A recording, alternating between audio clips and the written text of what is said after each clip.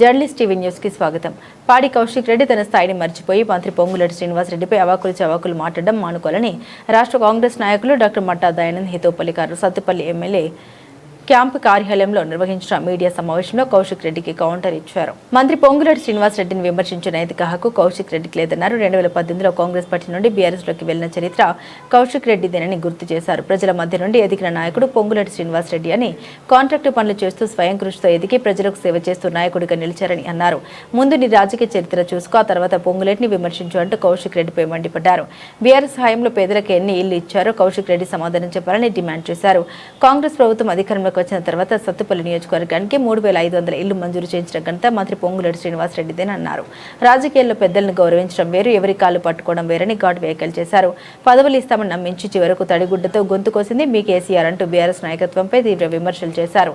తుమ్మల నాగేశ్వరరావు, పొంగులేటి శ్రీనివాస్ రెడ్డి లాంటి బలమైన నాయకులకు బీఆర్ఎస్ దూరం చేసుకోవడం వల్లే ఉమ్మడి ఖమ్మం జిల్లాలో ఆ పార్టీకి ప్రజలు గుణపాఠం చెప్పారన్నారు. కుటుంబానికే పదవులు కట్టబెట్టి ప్రజల్ని పట్టించుకొని బీఆర్ఎస్ పాలనకు ప్రజలు ఎన్నికల్లో బుద్ధి చెప్పారని విమర్శించారు. మంత్రి పొంగులేటిపై విమర్శలు చేసే ముందు నీ రాజకీయ స్థాయి, నీ గతం గుర్తు చేసుకో అంటూ మట్టా దయానంద్ తీవ్రస్థాయిలో హెచ్చరిక స్వరంతో వ్యాఖ్యానించారు. రాబోయేది కాంగ్రెస్ ప్రభుత్వమేనని, ప్రజలకు ఇచ్చిన హామీలు ఒక్కొక్కటిగా నెరవేర్చుతూ కాంగ్రెస్ ప్రభుత్వం ముందుకు సాగుతుందని మట్టా దయానంద్ స్పష్టం చేశారు. మొన్న జరిగినటువంటి హుజూరాబాద్ మీటింగ్లో ఏదైతే ప్రీతమ నాయకులు మంత్రివర్య పొంగులేటి శ్రీనివాస్ రెడ్డి గారిపై అక్కడ ఎమ్మెల్యే అయినటువంటి పాడి కౌశిక్ రెడ్డి గారు చేసిన వ్యాఖ్యలకి సమాధానం చెప్పాల్సిన అవసరం మాకున్నది. ఎందుకంటే అక్కడ జరిగిన వాస్తవాలు ఏంటి, ఆయన మాటలలో ఎంత వాస్తవం అనేది ప్రతి ఒక్కరికి తెలవాలి. ఈరోజు ఇదే పాడి కౌశిక్ రెడ్డి గారు 2018లో కాంగ్రెస్ పార్టీ నుంచి పోటీ చేసి ఓడిపోవడం జరిగింది. అది గమనించాలి. ఆయన అంటే పార్టీ మారారు అంటున్నారు కదా, మరి ఆయన ఎందుకు మారాడు అనేది ఒకటి మెయిన్ క్వశ్చన్. ఇంకోటి, శ్రీనివాస్ రెడ్డి గారు మన మాజీ ముఖ్యమంత్రి కేసీఆర్ గారు కాళ్ళు పట్టుకున్నారు, కేటీఆర్ గారు కాళ్ళు పట్టుకొని చెప్పారు. అయ్యా కౌశిక్ రెడ్డి గారు ఒకటి గమనించండి, పెద్దల ఎందుకు గౌరవం ఉంది కాబట్టి ఆ రోజు పార్టీలో చేరేటప్పుడు ముఖ్యమంత్రి గారికి ఆశీర్వాదం తీసుకున్నారు తప్ప వేరే ఉద్దేశం కాదని మీకు తెలియజేస్తున్నాను. అది శ్రీనివాస్ రెడ్డి గారి ఏదైతే ఉందో మంచి గుణం కానీ, పెద్దలను గౌరవించే తత్వం కానీ ఉండటం వల్లే ఆ రోజు అలా జరిగింది. ఇంకోటి, మీరు ఏదైతే కేటీఆర్ గారు కాళ్ళు పట్టుకున్నారో, మీరు కనుక కేటీఆర్ గారు కాళ్ళు పట్టుకొని నిరూపించినట్టయితే రాజకీయాల నుంచి తప్పుకోవడానికి మీరు సిద్ధంగా ఉన్నాం. ఇప్పుడే మా ఎమ్మెల్యే పార్టీ కూడా, మీ ఎమ్మెల్యే కూడా మేము సత్తుపల్లి నియోజకవర్గం నుంచి రాఘమయ్య గారు రిజైన్ చేయడానికి సిద్ధంగా ఉన్నారు. మీకు తెలియని విషయం ఏంటంటే, మేము 2012 నుంచి శ్రీనివాస్ రెడ్డి గారితోనే మా ప్రయాణం జరుగుతుంది. ఒక గొప్ప నాయకుడు కాబట్టే ఆ రోజు వైసీపీ నుంచి ఒక ఎంపీగా 3 ఎమ్మెల్యే సీట్లు గెలిపించిన దమ్మున్న నాయకుడు ఎవరన్నట్టే జిల్లాలో ఆ శ్రీనివాస్ రెడ్డి గారు మాత్రమే గుర్తుంచుకోవాలి. అదే శ్రీనివాస్ రెడ్డి గారి గురించి నువ్వు చేసిన వ్యాఖ్యలకు సమాధానం చెప్తాను. మేము గెలిచిన తర్వాత 2 రాష్ట్రాలలో ఏ ప్రాంతీయ పార్టీ మీద మనుగడ ఎప్పుడు కూడా లేదు, మనకు తెలిసిన విషయమే. దాన్ని శ్రీనివాస్ రెడ్డి గారు ఆల్రెడీ ఆ రోజు వైఎస్ఆర్ పార్టీ తరఫున ఉన్నటువంటి ఏదైతే జగన్మోహన్ రెడ్డి గారికి డైరెక్ట్గా వెళ్ళి అన్నా మేము పార్టీ మారుతామని చెప్పి ఆయన ఆమోదంతోనే ఆ రోజు పార్టీ మారడం జరిగింది. అలాగే పార్టీ మారే ముందు ఏదైతే నువ్వు చెప్పావో మీ కేటీఆర్ గారు, హరీష్ గారు కానీ దాదాపు 100 సార్లు శ్రీనివాస్ రెడ్డి గారి ఇంటి చుట్టూతా తిరిగింది వాస్తవం కాదా? దానికి మేమే సాక్ష్యం. నువ్వు చెప్పగలవా తిరగలేదని? శ్రీనివాస్ రెడ్డి గారి కాళ్ళు పట్టుకొని, చేతులు పట్టుకొని బతిమలాడి మా పార్టీలో రండి, మీకు సమిత స్థానం ఇస్తాము, మీరు ఏదైతే చేస్తారనేది వాస్తవం కదా. కేటీఆర్ గారు కూడా ఇది ఒక్కసారి ఏంటంటే, మీరు ఆ రోజు ఏం చెప్పారు, ఏం వాగ్దానం ఇచ్చారో ఒకసారి చెప్పండి. ఆ రోజు మీరు ఏం చెప్పారు? ఎంపీ సీటు ఉంటే ఎంపీ సీటు మళ్ళీ శ్రీనివాస్ రెడ్డి గారికి ఇస్తున్నారు. దీంట్లో ఏ ఒక్కటన్నా మీరు ఇచ్చారా? దానికి సమాధానం ఉండదు. ఎప్పుడు కూడా కేటీఆర్ గారిని ఒకటే, మీ కేటీఆర్ గారిని అడగండి, ఆ రోజు శ్రీనివాస్ రెడ్డి గారి కోసం ఇంటి చుట్టూతో పడిగాపులు కాసింది ఎవరు? దాదాపు 2 నెలలు 3 నెలలు ఆయన ఇంటి చుట్టూ తిరిగింది ఎవరు? మీ కేటీఆర్, మీ హరీష్ రావు అని ఒకసారి గుర్తుంచుకోవాలి. శ్రీనివాస్ రెడ్డి గారు ఓకే, ఈ రోజు రాష్ట్రంలో ఇళ్ల పరిస్థితి చూస్తే మీరు ఇచ్చిన ఉదాహరణ సత్తుపల్లి అని చెప్తున్నాను.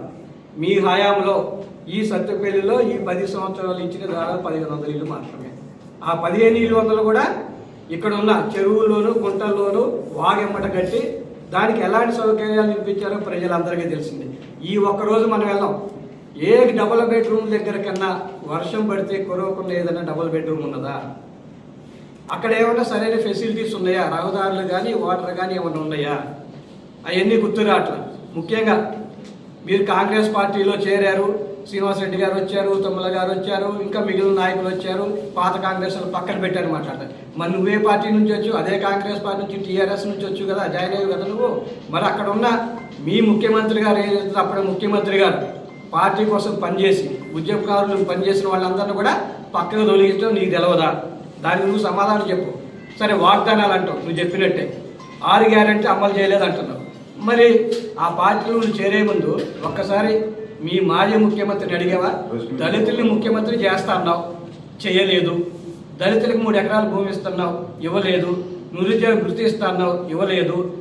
ప్లస్ ఇది ఉద్యమకారులకి ఇళ్ల స్థలాలు ఇస్తాను, వాళ్ళ పెన్షన్లు ఇస్తాను, ఇలా అనేక వాగ్దానాలు చేస్తారు. మరి అవన్నీ నీకు గుర్తు రాలేదా? మరి వాటికి నువ్వు సమాధానం చెప్పు ముందు. మీరు పెట్టిన లోటు బడ్జెట్ని ఇప్పుడు పూడ్చడానికే నానా ఇబ్బందులు పడుతుంది కాంగ్రెస్ ప్రభుత్వం. 6 గ్యారెంటీలు ఏదైతే ప్రజలకు ఉపయోగపడుతున్నాయో ఈరోజు బస్సు సౌకర్యం కానీ, 200 యూనిట్లు కానీ, లేకపోతే ఏదైతే రైతు బీమా కానీ, రైతు భరోసా కానీ, ఇవన్నీ కూడా ఈరోజు ఎంత లోటు బడ్జెట్లో ఉన్నా సరే రైతులను ఆదుకోవడం జరిగింది. ఏకకాలంలో దాదాపు 22,000 కోట్ల రూపాయలు మనం రైతులకి చెల్లించడం జరిగింది రుణమాఫీ కింద. 90% రైతులు ఈరోజు రుణమాఫీ పొందున్నారు. అలాగే మా హయాంలో వచ్చేవరకు రైతుల కోసం కరెంటు ఉచితంగా ఇస్తూనే ఉన్నా. సన్న బియ్యానికి ఎప్పుడూ లేనటువంటిది బోనస్ ఈరోజు 500 రూపాయలు ప్రతి కింటాకి ఇవ్వడం జరిగింది. ఏ ప్రభుత్వం అన్నా మీరు ఆ ప్రభుత్వంలో ఉన్నారు కాబట్టి ఆ ప్రభుత్వంలో ప్రజలకి ఏ వాగ్దానాలు ఇచ్చిందో ముందు వాళ్ళని అడగండి. అడిగిన తర్వాత మా జోలికి రండి, మేము చెప్తాం. ఇంకా శ్రీనివాసరెడ్డి గారు చెప్పాలంటే ఈరోజు రాష్ట్రంలో దాదాపు ప్రతి నియోజకవర్గానికి కూడా 3,500 బెడ్రూమ్ ఇల్లు ఇవ్వడం జరిగింది. అదందరికీ తెలిసిందే. ఇక్కడ పార్టీలకు అతీతంగా ప్రతి నియోజకవర్గానికి కూడా 3,500 శాంక్షన్ చేయడం జరిగింది. ఆల్రెడీ వాళ్ళకి పట్టాలు కూడా ఇవ్వడం జరిగింది. మీ హయాంలో మీరు ఎలక్షన్ల స్టెంట్తో మీరు చేసింది ఏమిటి? ఇది గృహలక్ష్మి అని చెప్పి నియోజకవర్గం కాదు రాష్ట్రంలోనే ఉట్టి చెత్త కాగితాలు ఇచ్చారు మీరు వాళ్ళకి. కనీసం వాళ్ళకి దానికోసం ఫండింగ్ లేదు, ఏమీ లేదు. మీరున్నప్పుడు ఇచ్చినాయి కదా. దానికి మీరు ఏదైతే గృహలక్ష్మికి ఇచ్చారో మీరు ఎంత ఫండింగ్ చేశారో, వాళ్ళకి ఎన్ని డబ్బులు ఇచ్చారో ముందు అది చెప్పండి. మీరు ఈరోజు మేము వచ్చిన తర్వాత శ్రీనివాసరెడ్డి గారు గృహ నిర్మాణ శాఖ మంత్రులు, అదే ముఖ్యమంత్రి రేవంత్ రెడ్డి గారి సహకారంతో ఈరోజు ఏదైతే మీరు ఇచ్చిన ఇళ్ళు అసంతృప్తిగా ఉన్నాయో, ఏది స్లాబ్ వరకు కానీ లేకపోతే బేస్ మట్టాలు కాసిన ప్రతి ఇంటికి కూడా గృహలక్ష్మికి ఈరోజు 2వ విడతలో మేము ఇవ్వడం జరుగుతుంది. వాళ్ళకి ఎందుకు ఇస్తుంటే ఇక్కడ పార్టీలకు అతీతంగా, మతాలకు అతీతంగా, కులాలకు అతీతంగా ఎవరైతే నిరుపేదలు ఉంటారో వాళ్ళకి ఇవ్వడానికి సిద్ధంగా ఉన్నాం తప్ప వేరే ఉద్దేశం లేదు. మీరన్న మాటలు ఏదైతే ఇప్పుడు చెప్పిన కోటికాశీ రెడ్డి గారు, మీరెందుకు పార్టీ మారారో ముందు జనాలు చెప్పండి. మీ కాంగ్రెస్ ఏం ద్రోహం చేసింది? నీ కాంగ్రెస్ టికెట్ ఇచ్చి 2018లో నిలబెడితే ఓడిపోతే దాన్ని చూసుకోకుండా పార్టీకి అనుగుణంగా నువ్వు లేకుండా నువ్వు పార్టీ మారి నువ్వు చేరినోడు ఈరోజు పార్టీ గురించి వేరే పార్టీ నుంచి వచ్చిన వాళ్ళు విమర్శిస్తావా? ఒకసారి గుర్తు చేసుకుంటే మంచిదని తెలియజేస్తూ ఇలాంటి అవకతవకలు తెలిస్తే మాత్రం రాబోయే కాలంలో తీవ్ర పరిణామాలు ఉంటాయని చెప్పి హెచ్చరిస్తున్నాను. Thank you very much. ఆ రోజు కేటీఆర్ గారు కానీ లేకపోతే హరీష్ రావు గారు కానీ పార్టీలో చేర్పించుకున్నప్పుడు చెప్పిన వాగ్దానాలు అందరికీ తెలిసిందే. ఆ పార్టీ నుంచి ఏమన్నా రాజకీయంగా శ్రీనివాసరెడ్డి గారు లబ్ధి పొందారా? కడిపట్టతో కొంచెం వేసిన వ్యక్తి ఎవరైనా ఉంటే కేసీఆర్ గారే, అది అందరికీ తెలిసింది. నమ్ముకున్న వాళ్ళని నట్టేట ముంచే వ్యక్తి ఎవరు అంటే అది మాజీ ముఖ్యమంత్రి కేసీఆర్ గారని అందరికీ తెలిసిందే. ఏ పదవకాలన్నా వాళ్ళ కుటుంబంలో తప్ప బయట వాళ్ళకి ఎవరు ఇచ్చారా? ఆ రోజు వాగ్దానాలు ఇచ్చిందంటూ శ్రీనివాసరెడ్డి గారికి కానీ మాకు కానీ మీరు ఎమ్మెల్యే టికెట్ ఇస్తామన్నారు, ప్లస్ మా దానికి ఎంపీ టికెట్ ఇస్తామని చెప్పి చెప్పడం జరిగింది. మీ నుంచి మేము పార్టీ మారడానికి కారణం మేము చెప్తున్నాం, నీతి నిజాయితీగా పార్టీ మారింది తప్ప మాకు ఎక్కడా కూడా మీరు ఎలాంటి అవకాశాలు మీ దగ్గర ఏదైనా పదవి పొంది మీరు ఇచ్చిన కార్పొరేషన్ లేదా ఎంపీ సీట్లు ఏదైనా ఇచ్చి మేము కనుక పార్టీ మారినట్టయితే అది మా ద్రోహం అయింది, పార్టీకి ద్రోహం చేసినట్టయింది. మీరు మాకు ఎలాంటి పదవులు ఇవ్వకుండా మీరు మమ్మల్ని అన్యాయం చేశారు కాబట్టి మన ప్రీతమ శ్రీనివాసరెడ్డి గారిని పక్కన పెట్టి మీరేదో చేయాలనుకుంటే ఆయన ద్వారానే ఈరోజు మీకు టీఆర్ఎస్ ప్రభుత్వం కూలిపోయింది అనేది మీరు ఒకసారి గమనించాలి. ఆ రోజు చెప్పినట్టు ఖమ్మం జిల్లాలో అన్ని సీట్లు గెలవడం అని చెప్పడం జరిగింది. ఖచ్చితంగా ఏకదాటి మీద ఆ రోజు శ్రీనివాసరెడ్డి గారు గెలిపించారు.